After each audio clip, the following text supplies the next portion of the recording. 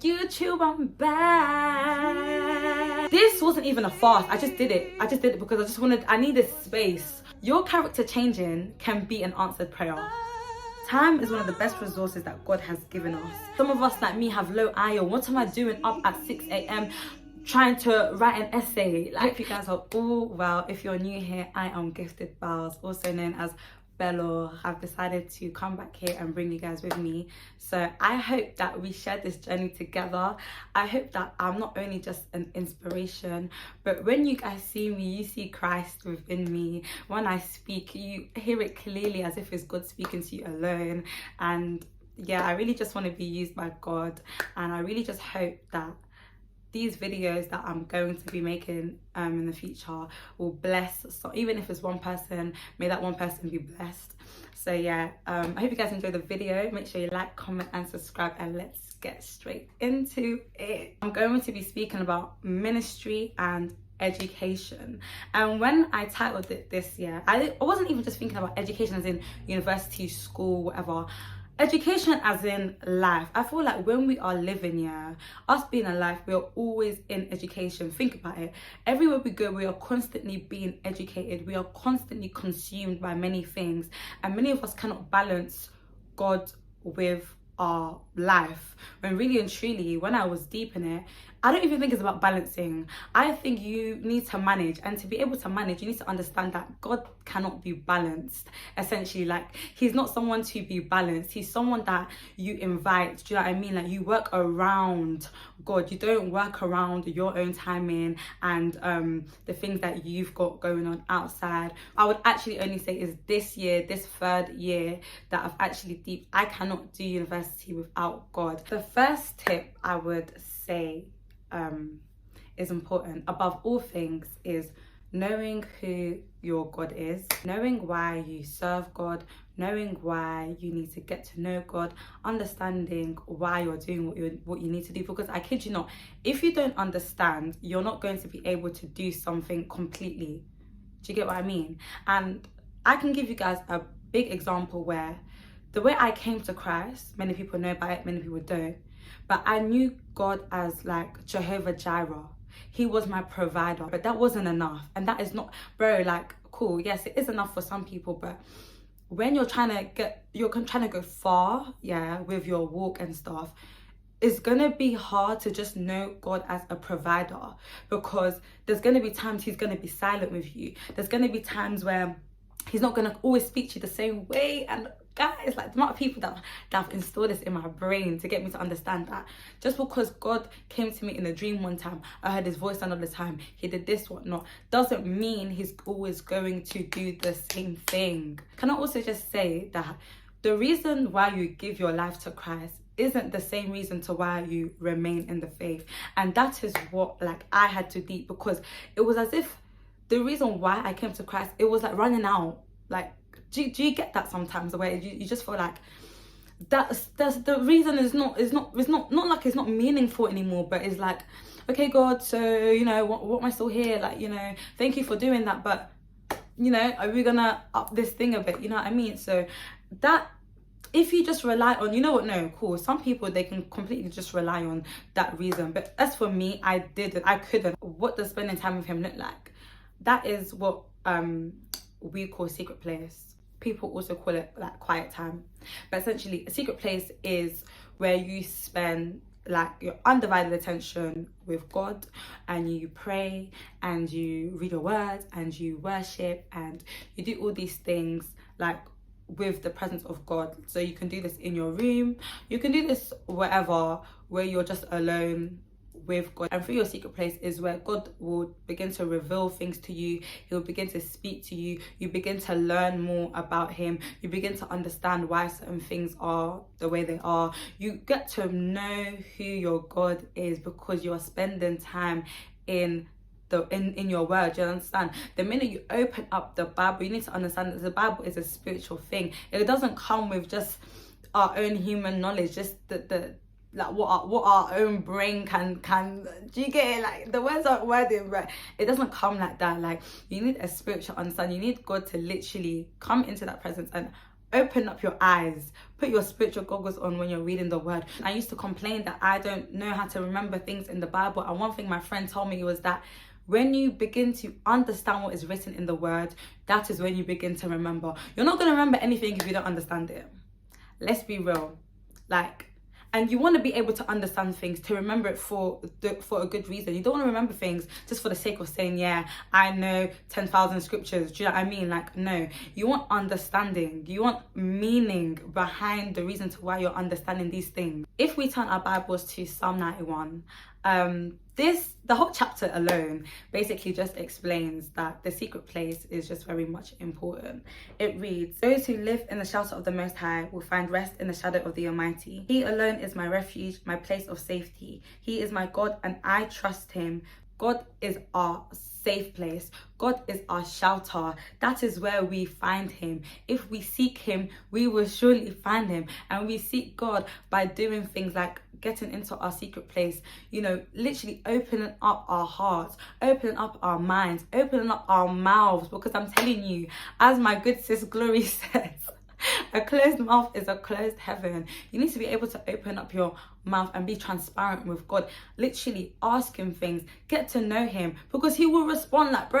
God is not someone that just shuts you out or is like, nah, you're not that important, so I'm not going to answer you right now. He doesn't work like that. More times we are not spiritually woke, so we miss the understanding, we miss the response that he gives us, because we're too busy waiting on a voice, an audible voice, an angel to appear in our room, when more time answers can literally be right in front of us, but our spiritual goggles are not on. Journaling is another thing that helps me and could help you guys, and obviously this will also help with your education. When you journal, you write down your feelings. Now sometimes we find it hard as Christians to open up our mouths and to speak. Sometimes we don't even have the right words. Sometimes we don't even know how to go around things, but when you begin to write things, it's like you just begin to flow. So I feel like journaling is something that I would advise people to get into. It's not necessarily a big thing like, oh my gosh, you have to do this. If you don't do this, so and so. But I just feel like it will help individuals like me who struggle to get all their emotions out, who want to get things written so they can understand how they feel and why they feel the way they feel. Also, it's like writing letters to God. Now, don't misplace that with speaking to God, but, having a nice balance, is just another form of communicating, like having written things out.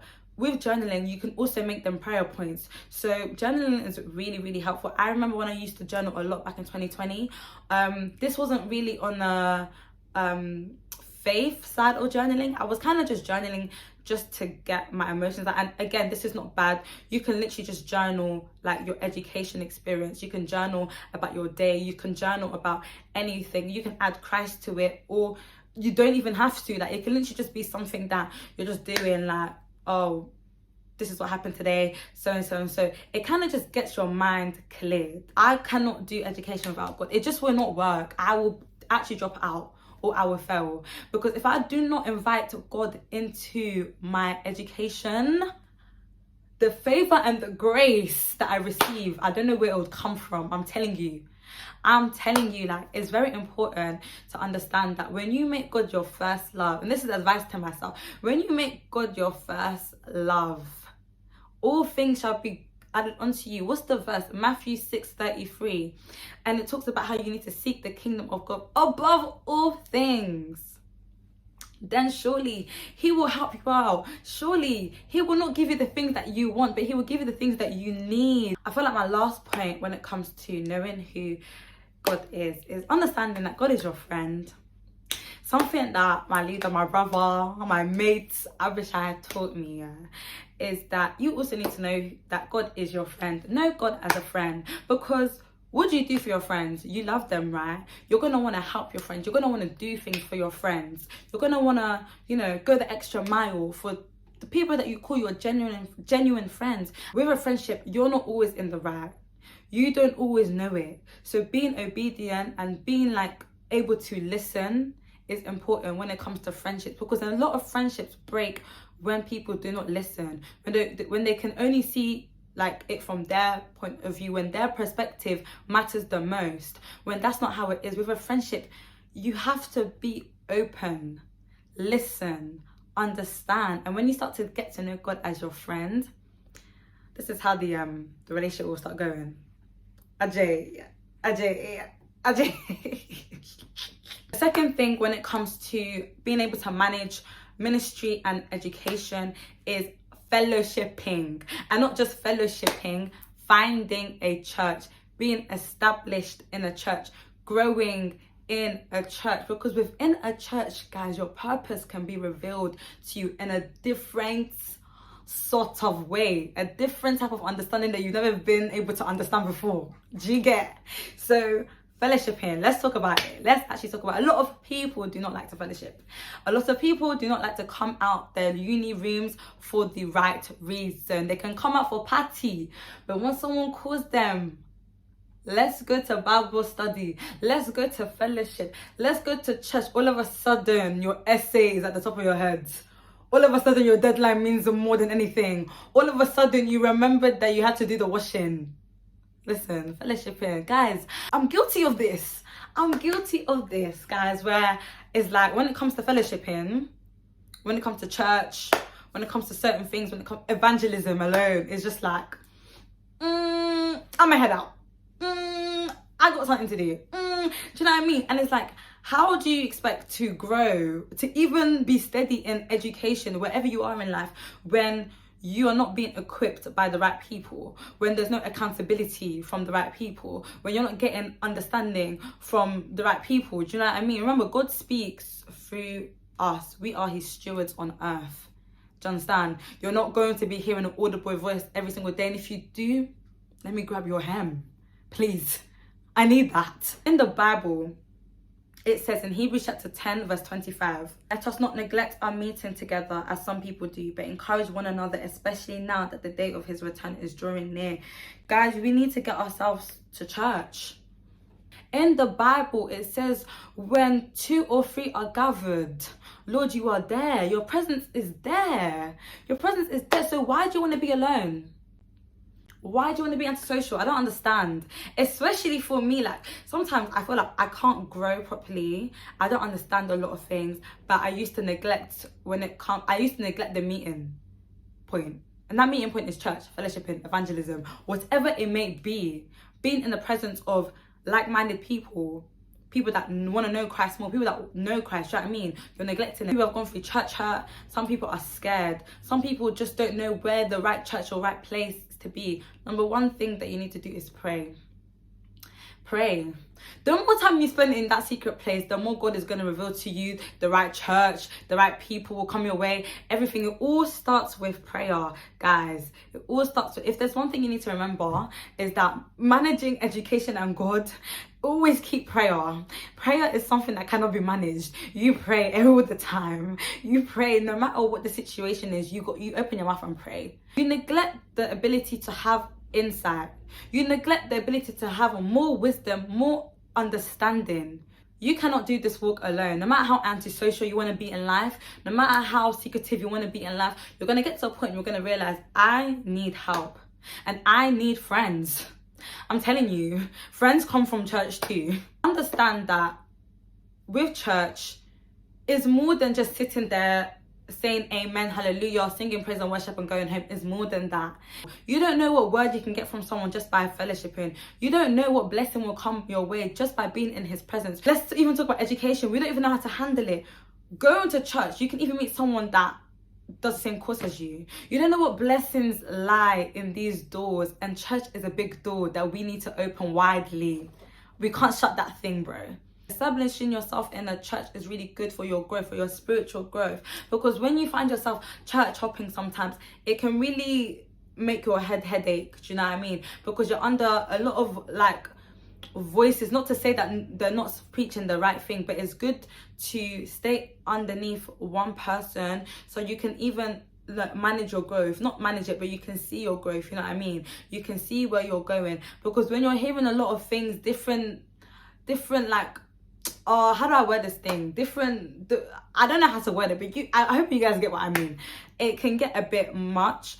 So literally finding yourself in a house and establishing yourself in a house and growing there is really good. This doesn't mean that you can't go to other conferences and so, no, but you have your main house, like you have your main home, you have your main church. Serving is another thing, is a good thing. Guys, you don't even know how much serving can help with your education alone. You don't know that one person you greet whilst you're ushering people in can just bless you. You don't know that one song that you praise, that you worship with, and someone comes to just offer you a nice Pentecostal handshake after church.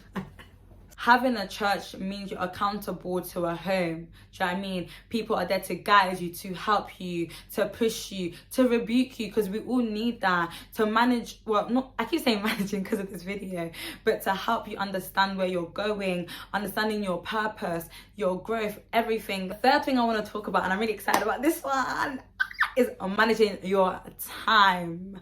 We all know that we need to up our game in this area, and as we go back to university, we should be doing that. Now guys, managing your time is important. Something my pastor said, I'm going to read it here because it's written. Time is one of the best resources that God has given us, because within time, our purposes are shown. Like, purposes are inside time. And if you waste time, you've basically wasted your purpose. Time is a resource, and when we lose it, we cannot get it back. Think about the amount of time you've wasted in this life. Managing your time means getting organized, and a lot of us can't seem to do this. When I first started uni, I was doing good for like the first 2 months or 1.5 months, and then I kind of slipped up, and I know why. So I'm actually gonna come and share it with you guys. So the first thing I feel like we should do is create a timetable and stick to it. That's the important part. The important part is not even creating a timetable. The important part is sticking to it. When you have a timetable and you stick to it, it becomes a routine. Now, we know with routines, when we do it a lot, it becomes a habit. It takes 21 days to create a habit. So when you do that, it's like this to you. Create a timetable for, you know, when you want to do things outside of work, when you want to do things when you get home, stuff like that. These are all for my full-time working babes. Creating a timetable is so essential, because when you create a timetable, you manage your time. You're able to see that, okay, at this time, I've got to do this. So anything else that comes to interrupt me at this time is a no. So I made a timetable, but I didn't make a timetable that included my outside of uni activities, and that was a thing where I failed in. Always include that as well, because yeah, you can make a timetable for uni, but you've got things like gym, when you're going to do your secret place, it might be different every single day. What about your washing, cooking, when you're doing your reading, when you're doing all these things need to be added into your timetable, because when things are not added, you create room for something else. You create room for distractions to be added into your timetable, and that is not what we need. Okay, something that helped me, guys, I can actually say this has helped me so much. Waking up earlier. Baby, you're gonna have to sacrifice those snoozes. You're gonna have to sacrifice sleep. I'm telling you, in this life, if you want to prosper, your sleep is gonna have to become less in some areas. You're gonna have to sacrifice sleep to do certain things. Guys, I started waking up earlier to read my word, and I just could see how my day was going differently. And it wasn't just, okay, let me just get out of the way. Okay, cool, yeah, I guess that can be one point, even though it's not the right way of thinking. But when you do things like that early in the morning, you don't have to stress about not getting it done later in the day. You don't know what can happen in the day. You waking up at 5-6 a.m, reading your Bible, doing your secret place first thing in the morning, you've got the whole day to do whatever else you need to do. When you start things later, you must now add everything else on later. And I've seen it where I just end up not doing my secret place because I've started my day too late, or things haven't gone the way I wanted it to be. But when you start your day with God, there's a different sort of anointing. I know sometimes our schedules can be busy, so sometimes split it up, guys. I split it up, so I can read my Bible in the morning and then, you know, do a little quick prayer before I leave my house, and then actually do my full-on secret place like later on during the day. Literally work around yourself, guys. It doesn't need to be one strict thing. Like, that's not how it works. Literally see your life, understand your life, and make it work. Literally make things realistic. Don't be adding things, doing things that are just not going to benefit you. Like, make it realistic so you can actually stick to it. If you know you're not going to do something, don't add it there. Just don't. You're going to set yourself up for failure. But also be strict with yourself. Another thing my pastor said that really stuck to me is knowing when you work best. Just because your mate works at 1 a.m. to 7 a.m. doesn't mean you go and do follow. Some of us, like me, have low iron. What am I doing up at 6 a.m. trying to write an essay? Like, it's not good for me. It's actually not good for my health. Honestly, it's not good for my health. Knowing when you work best is so essential with your education life, with your work life. You know what you can produce when you're working best? Like, you don't understand the gems that can just be flying in your head. For example, me, my best working time for education is 12 to 5. From 6, I'm tired. I am tired. The brain is shutting down. The brain is actually is done for the day. The fourth tip I want to give you guys is more soaking and less talking. Soak in that presence of the Lord and keeping your mouth to others. Some of us were so in the world. We're too busybody in the world, and we're not soaking in the word. And this is not the same point that I made in the first one about knowing who your God is. This is about knowing who you are. When you soak in the presence, God reveals things to you about you. It's the same way when you open your Bible, it's a mirror. It mirrors you. It tells you about yourself. If we turn our Bibles to Psalms chapter 4 verse 8, it says, "In peace I will lie down and sleep, for you alone, O Lord, will keep me safe." Guys, I'm telling you, soaking and less talking, you need to deep what I'm saying.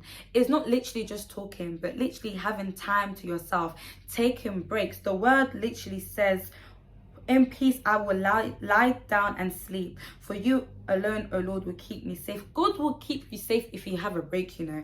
Having a break is not a crime, guys. And I feel like a lot of people don't understand this.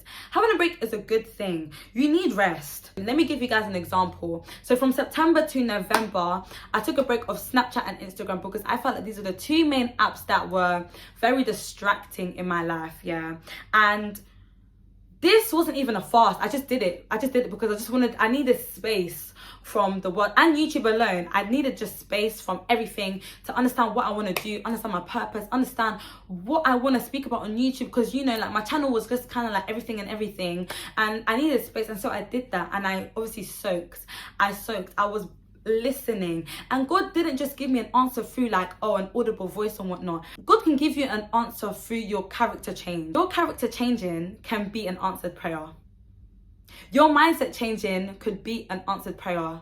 The way you plan things differently can be an answered prayer. God didn't directly say, yes, you need to do YouTube and you need to do it like this way, that way. No, but he's given me more wisdom. He's given me more insight. He's given me better managing skills. He's given me more planning skills that enables me to produce better quality for you guys. Do you understand? That alone is an answered prayer. And I took time away. I asked God. I pleaded with him. I begged him to show me what is it that I want to do, because I don't understand. And then when I came back, I saw the slip up. I was in the library from 1 a.m. to 7 a.m. That's the girl I became, because I was slipping up. But because I had that time to actually distance myself from things that were very distracting, I could see myself, like, I was way more organized. I was even more committed in church. I'm telling you, like, having a break is necessary. Again, if we turn our Bibles to Psalm 16 verse 8, it says, "I know the Lord is always with me. I will not be shaken, for he is right beside me." Even when you're taking breaks, don't think that you are alone. I know sometimes we can actually feel lonely, especially when it comes to education and, you know, trying to serve in a church, at uni, or wherever you are at home, and trying to balance things and manage everything. It can get very overwhelming. But as his word says, "I know the Lord is always with me. I will not be shaken, for he is right by my side." For he is right beside me. God is always going to be there. God is always going to be right beside you, no matter the circumstance. If you invite God, he will not leave you. He will not forsake you. Even if you're going through a time of brokenness, the word says that he draws close to the brokenhearted. He rescues those who are spiritually crushed. So when you are finding things hard, when you're feeling overwhelmed, understand that when you take a break, don't feel guilty about it, because God is beside you. God is still directing you. You're still doing the right thing by seeking God. It's different when you take a break and you're just breaking. You're just taking a break because you're tired.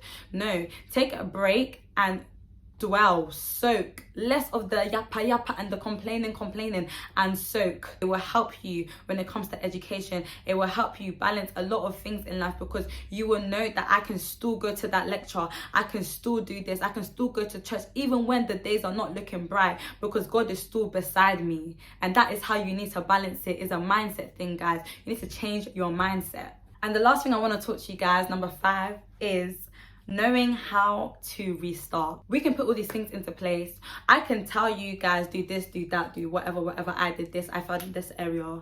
But know when to restart. Because the same way we can take a break, we can get very comfortable in our breaks. We can get very comfortable and not know when to get back up. In reality, we fall. We aren't perfect. We're gonna slip up. We might sin. We might fail. But picking yourself up is the most important thing, because when you pick yourself up, it shows that, you know what, I actually serve a God. You know what, even when the enemy tries it with me, God still remains the same. When you pick yourself up, it shows you that you're strong. It shows you that the strength that you have within you is not just fleshly strength. It's not by yourself. It's not by might. It's not by power, but it's by the spirit that lives within you that you're able to even pick yourself up. When you pick yourself up, when you actually get out of a bad situation, an overwhelming state, it shows that you can do it. It shows that all the lies the enemy tells you, all the lies the enemy has told me, that I'm not good enough, that I don't know how to speak properly, I don't know how to do this, I don't know how to do that, is a lie. It literally just shows you that everything's just a lie and that you're actually strong. You need to self-reflect on yourself, see the areas where you failed and understand how you can get better at succeeding in these areas, knowing how to not fall back, seeking counsel, have an accountability partner, accountability group, people in your church, a pastor, a friend, whoever it is. Seek counsel, because they will be able to help you and guide you. Make a plan when you come to restart. Make a plan, literally stick to it. Stick to the plan, as I've said in the other points. Stick to this plan, because it will help you to not fall so short again, or not fall out of place again. And even when you do, you have this plan, you have things written, you have things there to show you that, you know, okay, cool, I've done this before, this is how I'm going to get back up. But also understand that every time you fall is different. Do you know what I mean? Every time you fall is different, because really and truly, it's not every situation that's going to be the same. So this is why, again, seeking counsel is good. Let me give you an example, guys. So I was going through a really hard time where I felt like I didn't want to go to church no more. I didn't even want to be a part of my church no more. And I sought counsel for it. I felt like I wasn't good enough. I felt like I didn't understand the Bible. I felt like I couldn't read the Bible. I felt like I just didn't know anything, yeah. And me and my leader, God bless him, we sat down and we made biblical affirmations. My love language is words of affirmations. So I need people or things or whatnot. I need words. And so we made biblical affirmations, and he told me to read them every single day, morning and night. Did I do it all the time? No, but when I did do it, I saw a difference. When you speak life into yourself, guys, even the enemy alone, he will not be able to break what is written in the word of God, because it's biblical. It's not just affirmations that come from kinikon. This is rooted from the word, and the word doesn't lie. I believe it's in Ecclesiastes chapter 3 where it speaks about there's a time for everything. There's a season for everything. And that goes back to even the point I made about managing your time and this point. Everything just all makes sense. Like, guys, there's a season for resting, there's a season for coming out, there's a season for observing, there's a season for speaking, there's a season and a time for everything in life. So yeah, those are my 5 tips I've given you guys. I'm not going to tell you when I'm going to be back, but I will be back. I'm not leaving you guys. I'm actually back and I'm here to stay. Make sure you like, comment and subscribe.